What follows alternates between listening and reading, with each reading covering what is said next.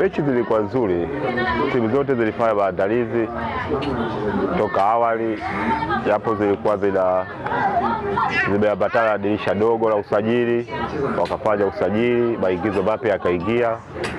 Timu zote zilitumia maingizo mapya na wamefanya vizuri, wamefanya usajili mzuri na wachezaji waleta wameonesha walichokuwa nacho.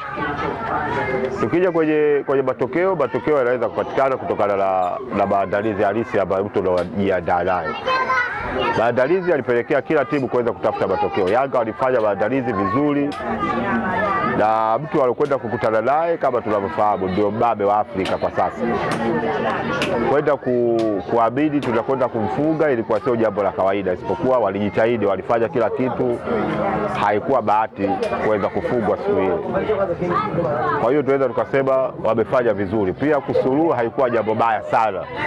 Walifanya pia kwa National Ali kusuluhu, Yanga walijitahidi kwa sababu ukiitazama mechi ilivyokuwa inachezwa ulikuwa unaona kama Yanga anaweza kushinda, lakini nguvu alizotumia Yanga aliweza kupata kile ambacho amepata.